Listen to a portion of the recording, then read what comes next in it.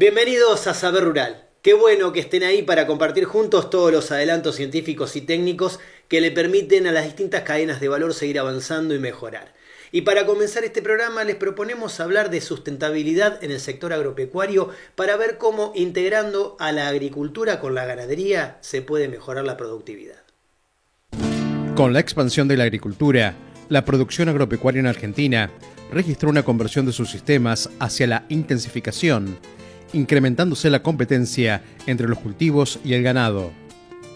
La actual revisión del modelo agrícola de los últimos años sugiere un manejo de los rodeos centrados en la mejora de la eficiencia, con esquemas productivos que integren a la agricultura con la ganadería. Entender que la ganadería nos puede aportar una dinámica diferente a nuestro sistema y nos puede ayudar a conservar esa sustentabilidad o a mejorar esa sustentabilidad, bueno, creo que es importante, y ahí es ese, te iba a decir, como que es el siguiente cambio de paradigma, siguiente hito que tenemos dentro de la APRESID, que es que sistemas más diversos, con distintas cadenas tróficas, obviamente la ganadería es otra cadena trófica incluida dentro del sistema, bueno, hacen que el sistema sea más estable, que sean en definitiva más sustentable hacia el futuro. En muchos lugares del país vimos que se levantaron alambrados y molinos, pero volver a la vaca, volver a ser eficiente, volver a meter un ser vivo que esté todo el año dando vueltas en el campo nos da otra estabilidad y bueno, qué mejor que poder aprovechar esos cultivos de servicio que al ganadero tanta falta le hace muchas veces en el invierno el pasto, poder aprovecharlo, pero aprovecharlo de una buena manera que nos permita después poner un cultivo y ser eficientes también, ¿no? La ganadería argentina se ha caracterizado por sus sistemas de cría y engorde a pasto. La base del proceso productivo ha sido la cría articulada con invernada o agricultura en aquellos suelos en que es viable una producción mixta. Para mantener el equilibrio de los sistemas, la ganadería es una aliada estratégica en los modelos productivos integrados que aporta beneficios a la agricultura. Son discusiones que uno se va dando, ganadería versus agricultura. Y como dicen algunos colegas míos, ¿por qué no ganadería y agricultura? Con la idea no romántica sino de negocio de que sea una interacción virtuosa, o sea, a partir de mejores manejos ganaderos vos podés controlar malezas que antes o que se estaban convirtiendo en problemas para la agricultura, y a partir de mejores manejos agrícolas vos podés tener pasturas más limpias, podés tener pasturas más productivas, podés tener o alternar el uso del suelo para tener mejores condiciones edáficas que hagan, digamos, que la sostenibilidad sea más que un enunciado, que sea algo real y tangible, ¿sí? Que los indicadores de los suelos mejoren y que al mismo tiempo vos tengas a la ganadería como apalancadora de ciclos agrícolas que pueden ser buenos o pueden ser no tan buenos. O sea, yo creo que hay todavía mucho para hacer y derribar mitos sobre ganadería sí o no en campos agrícolas. No para todos, porque hay sistemas en donde por ahí por más tiempo podés tener agricultura sin problemas. Acá hay que encontrar la mejor estrategia considerando un planteo mixto, ¿sí? Hay algunos lotes por ahí son más agrícolas, otros son más ganaderos, pero cuando las actividades conviven en el mismo establecimiento, hay que tener una mirada un poco más amplia para hacer convivir de buena manera las dos actividades, que las dos actividades se beneficien de la presencia de la otra y no al revés. En los sistemas mixtos, la presencia del componente ganadero favorece una mayor diversidad vegetal cultivada y asociada, lo cual permite una menor concentración de un único recurso alimenticio para las plagas y la presencia de ambientes que funcionan como reservorio de enemigos naturales. Sin embargo, hacer agricultura y ganadería sin la planificación de rotaciones no significa administrar sistemas mixtos.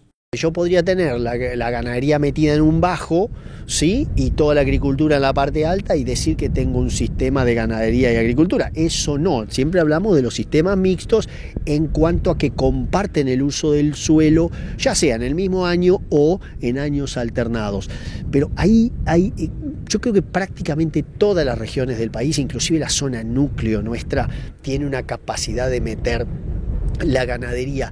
Lo importante es generar un modelo ganadero estable dentro de esos planteos que me dé renta la mayor renta positiva la mayor cantidad de años posibles. Que me dé renta todos los años, y sobre todo cuando la medís en dólares, que los efectos de las devaluaciones te pueden hacer pensar que fuiste un campeón en pesos, pero un muy croto en dólares.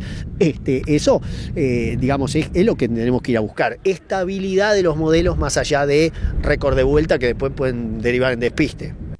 La planificación de la empresa pecuaria debe contemplar el manejo de información y la articulación de diferentes indicadores que permitan monitorear todas las variables del negocio con un control de la estructura de costos. Para la gestión, los equipos de trabajo deben contemplar la interacción de profesionales de disciplinas vinculadas a la producción, pero también a las ciencias económicas. El contador hoy es una figura completamente necesaria en los planteos ganaderos, porque agrícolas también, pero en los ganaderos, porque tenés cuestiones derivadas con los cierres de balance contables y demás que pueden generar que algo que parece muy bueno desde el punto de vista productivo no sea tan bueno desde el punto de vista impositivo al final del año. Entonces tengo que de alguna manera cambiar o modificar ligeramente el planteo productivo en función de lo que me dice el contador. Pero esa interacción es donde surgen las mejores discusiones, en el sentido que yo pongo el plan A, ¿sí?, mi ideal, y con las caritas más largas o más cortas, la sonrisita o las caras de enojo o los argumentos técnicos me van marcando las posibilidades de planes B, ¿sí?, y las posibilidades reales de implementar un sistema en el campo. Ahí yo creo que también, ahí es donde nos divertimos realmente trabajando. El sector ganadero en Argentina ha evolucionado, afrontando problemas coyunturales vinculados a la economía, al mercado, a la sanidad y a las políticas que de modo directo o indirecto lo afectan.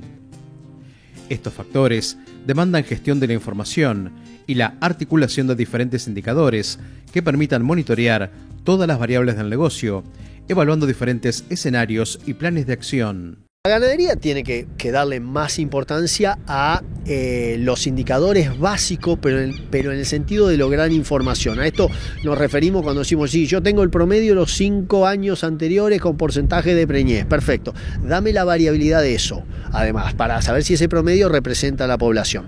Segundo, ¿vos cobras por porcentaje o cobras por kilo de ternero destetado vendido? Cobro por kilo de ternero. Entonces, cuidado con el porcentaje, que ese porcentaje se refiera a un incremento o esté relacionado a un incremento en los kilos que vendés, ¿sí? Porque si no, me enamoro de tener el mejor porcentaje, pero eso fue a costa de o generar un costo por encima de la ganancia adicional o marginal, o de destetar demasiado temprano un ternero para tener mejor porcentaje, pero tener menos kilos destetados. En el caso de la recría pasaría lo mismo, ¿sí?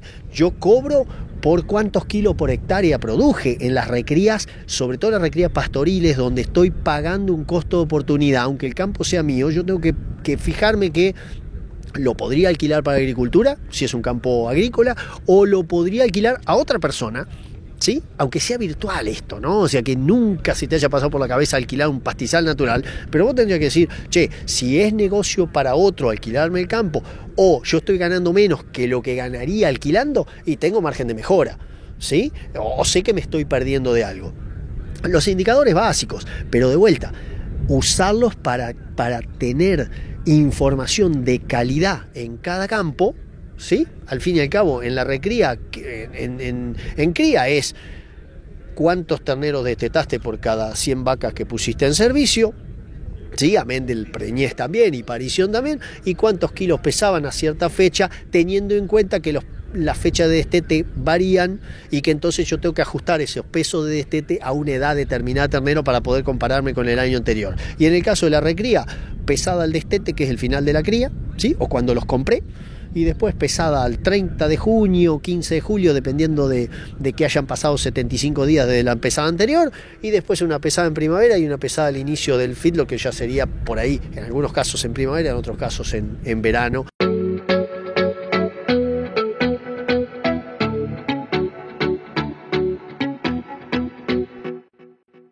Después de ver cómo las prácticas agropecuarias dejan su rastro en la tierra y de qué manera los sistemas integrados hacen su aporte a la sustentabilidad, les proponemos hacer una breve pausa. Pero no se vayan, porque en nuestro próximo bloque les vamos a contar cómo se puede mejorar la calidad de los suelos.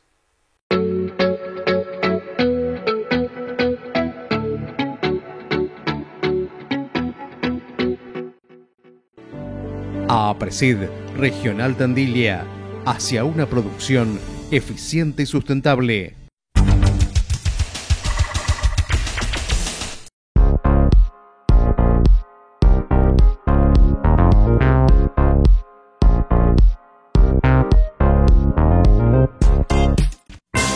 Molino Sixa, harinas y subproductos de calidad.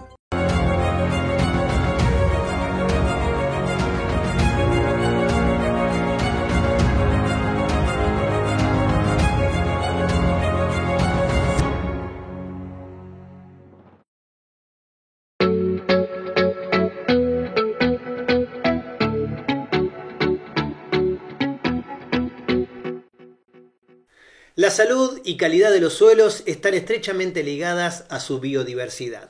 Y en el siguiente informe de Saber Rural, especialistas nos cuentan por qué. La mayor parte de la microbiota del suelo, compuesta por hongos, bacterias o protozoos, consume la materia orgánica de los residuos que llegan al suelo en distintos estados de descomposición. Sus componentes microbiológicos, orgánicos y minerales, que cumplen diversas funciones, varían en los diferentes ambientes, por lo que la calidad de los suelos está relacionada a la estructura productiva.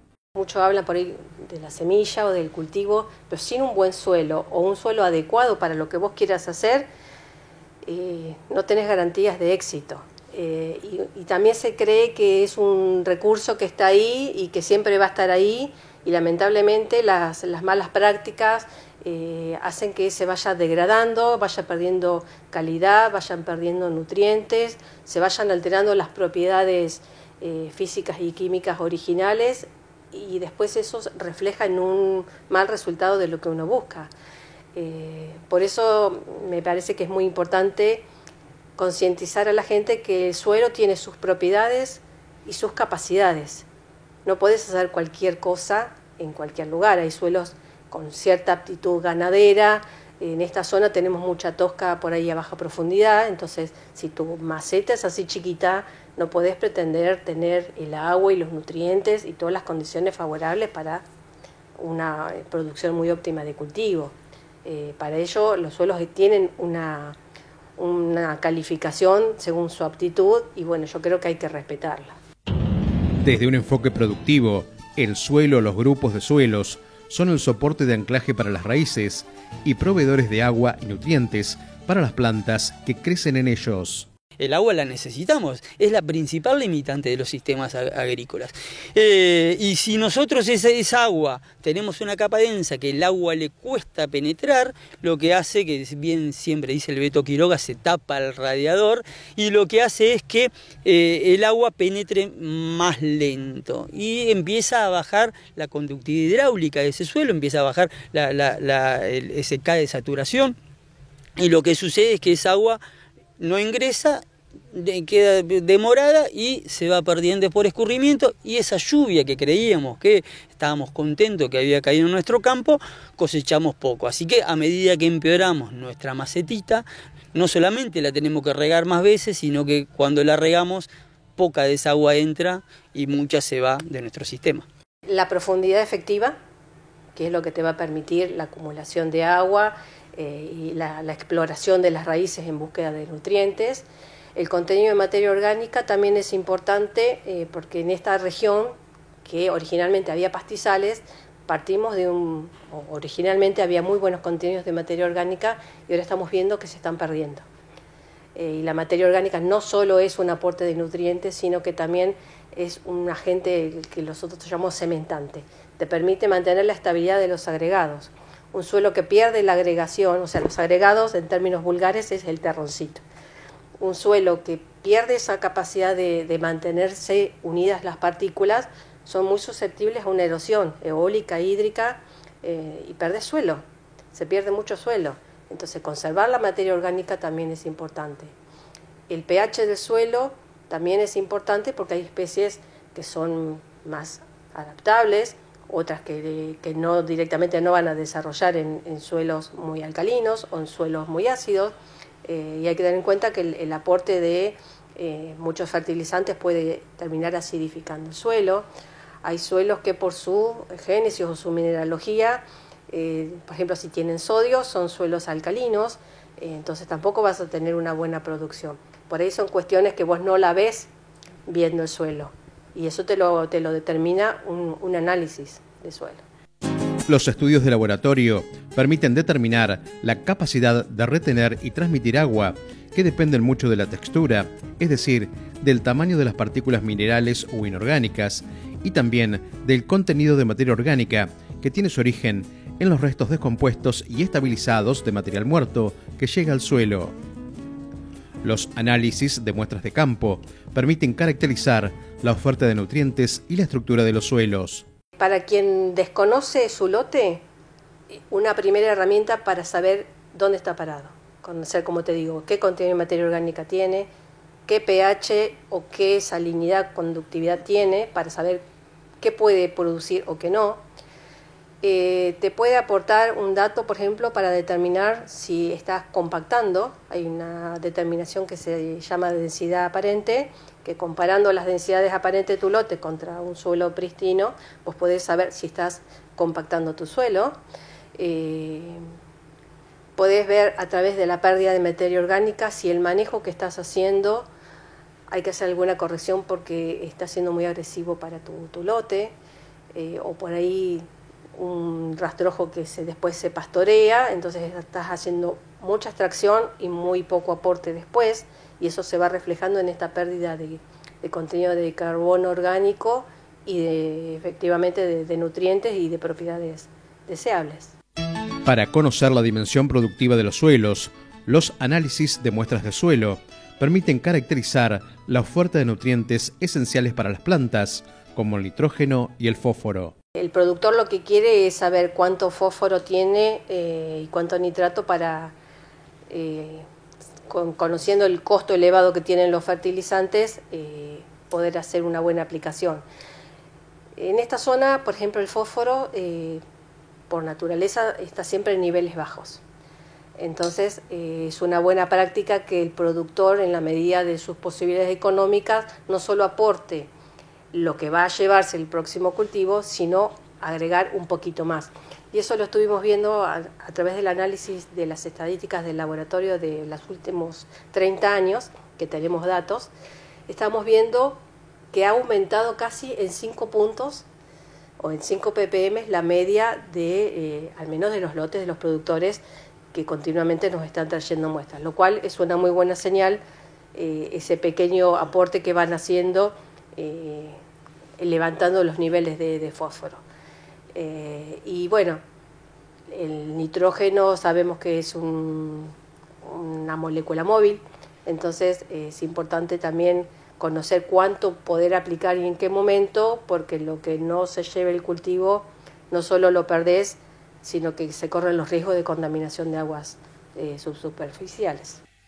Desde el Laboratorio de Análisis de Suelos de la Facultad de Agronomía de la Universidad Nacional del Centro de la Provincia de Buenos Aires, se desarrollan actividades de servicio e investigación, como acciones que permiten indagar a los suelos. Nosotros hacemos determinaciones de fósforo disponible, de nitrógeno como nitratos, más para investigación, como te decía, nitrógeno total, amonio y NaN, materia orgánica, carbono orgánico, pH, conductividad eléctrica para conocer el tenor salino, azufre como sulfatos y texturas, y capacidad de intercambio catiónico, que es más específico de investigación.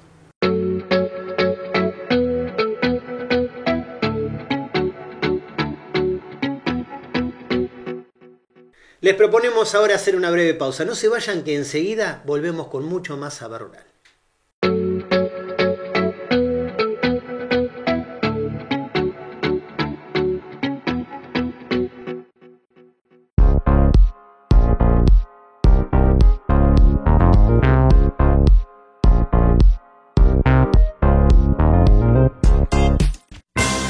Molino Sicsa, harinas y subproductos de calidad.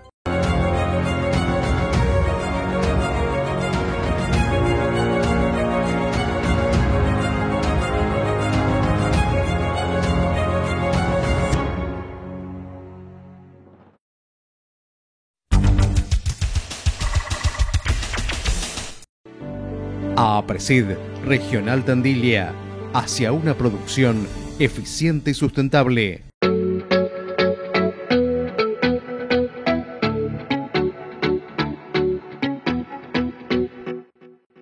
Con la evolución del sistema agroalimentario, las empresas agropecuarias han logrado nuevos modelos de gestión y en el siguiente informe se los presentamos. Para la gestión, la construcción de un cuadro de mando como herramienta genera un marco de análisis integral en cada una de las perspectivas desde la que se puede abordar a la empresa ganadera y comprender las interrelaciones existentes entre las mismas. Nosotros lo que tratamos de apuntar es a la construcción de un cuadro de mando, ¿no? Y en ese sentido tenemos que respetar de alguna manera a los creadores, o tratamos de hacerlo, a Kaplan y Norton, que han planteado que hay perspectivas, que no solamente debemos dedicarnos a la perspectiva económica, en donde obviamente vamos a encontrar indicadores como el margen bruto de las distintas actividades, como las rentabilidades tanto del activo como del patrimonio neto, es decir, resultados económicos puros o mismo cuestiones financieras, ¿no? Indicadores que representen la liquidez de la empresa, que es compleja justamente en una producción ganadera que vende y liquida de vez en cuando y que gasta todo el tiempo y eroga todo el tiempo, pero también, respetando un poco la lógica de Kaplan y Norton, vamos a otras perspectivas, la perspectiva de procesos internos, la perspectiva de mercados, y ahí hay, o la perspectiva de aprendizaje y crecimiento y de la sustentabilidad o sostenibilidad, y eso nos lleva a tener que incluir otro tipo de indicadores que de alguna manera nos adelanten lo que puede pasar en la empresa, digamos, hacia el futuro. Si yo lo que mido es solo rentabilidad, la rentabilidad es la consecuencia de una serie de decisiones que se fueron tomando a lo largo de un proceso productivo muy prolongado, sobre todo en ganadería, por ejemplo, de cría. Entonces ahí aparecen indicadores integrados por las distintas perspectivas. No podemos estar ajenos al conocimiento de los precios, de las relaciones de precio y costo, de las relaciones insumo-producto, de las tendencias. En cuanto a la parte de producción, obviamente, un montón de indicadores que tienen que ver con, algunos que tienen que ver con la producción en sí, si vamos a la cría, con la tasa de preñez, con la tasa de destete, con las mermas, con las distintas mermas que tenemos que saber medir, y que nos permiten de alguna manera adelantarnos a la toma de decisiones que no nos lleven a resultados que después son el hecho ya cumplido y que no tiene cambio, ¿no? Y yendo un poco más más hacia atrás en las perspectivas, el aprendizaje y crecimiento, según Kaplan y Norton, por ejemplo, tienen que ver con cómo sostenemos la capacidad, digamos, de gestión de la empresa. Y ahí vienen cuestiones como entrenamiento de los recursos humanos, selección y motivación de los recursos humanos, y también hay indicadores que nosotros podemos incluir y deberíamos incluir dentro de los cuadros de mando de los tableros, porque no es lo mismo tener, por ejemplo, una alta rotación del personal o un bajo nivel de capacitación y entrenamiento del personal, que a la larga nos va a generar problemas productivos, que a la larga nos va a generar problemas en las rentabilidades y en los resultados económicos de la empresa. Si eso lo medimos anticipadamente, podemos corregir el rumbo del establecimiento, digamos. El sector agroalimentario en Argentina ha evolucionado, afrontando problemas coyunturales vinculados a la economía, al mercado, a la sanidad y a las políticas que de modo directo o indirecto lo afectan. Estos factores demandan gestión de la información y la articulación de diferentes indicadores que permitan monitorear todas las variables del negocio, evaluando diferentes escenarios y planes de acción. Al ser el proceso productivo muy prolongado, y lo que yo produzco hoy, lo que yo inicio el proceso productivo hoy, el producto lo voy a tener 1 año y medio, 2 años después, digamos, no es tan fácil tomar decisiones, sobre todo porque uno plantea, digamos, cuando realiza cálculo económico, tiene que estimar precios a futuro.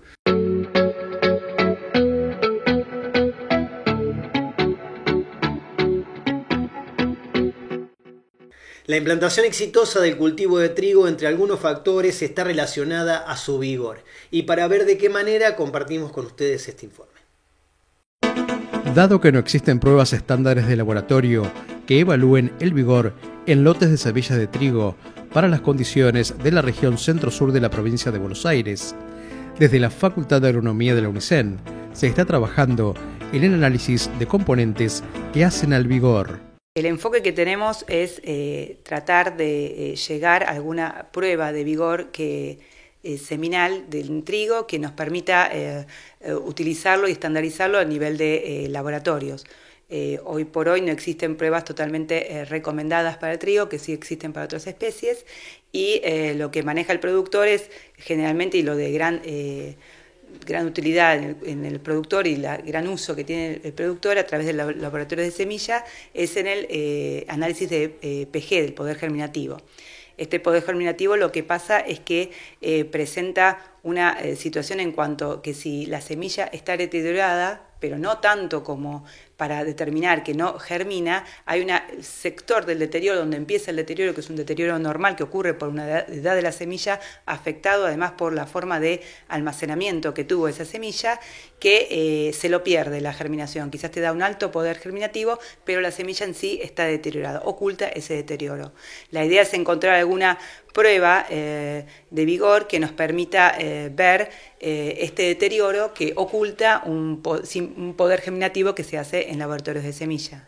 Hay una secuencia de cambios que se producen en el deterioro que es inexorable, que va a ocurrir por la simple edad y transcurso de esa edad de la semilla, desde el día cuando la semilla alcanza su madurez fisiológica. En ese momento tiene una máxima calidad fisiológica. A partir de ahí ya empieza a ocurrir un deterioro. Y lo que pasaba era esto de que la germinación no es tan no hay una correlación satisfactoria entre lo que podemos saber un resultado de poder germinativo con el resultado a campo. Uno cuando trabaja en el resultado a campo y el vigor, lo que uno busca en el vigor es el establecimiento de plántulas normales en una forma rápida, en una forma uniforme y bajo todas las condiciones que se pueden ocurrir en el campo, que pueden ser favorables o no.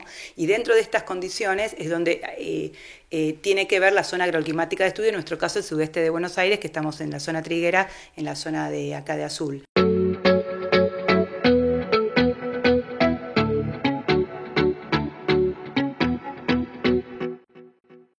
Amigos del campo, de esta manera hemos llegado al final de este programa. Muchísimas gracias por habernos acompañado una vez más. Nos vamos hasta dentro de 7 días, cuando los estaremos esperando para compartir nuevamente juntos mucho más saber rural. Hasta entonces.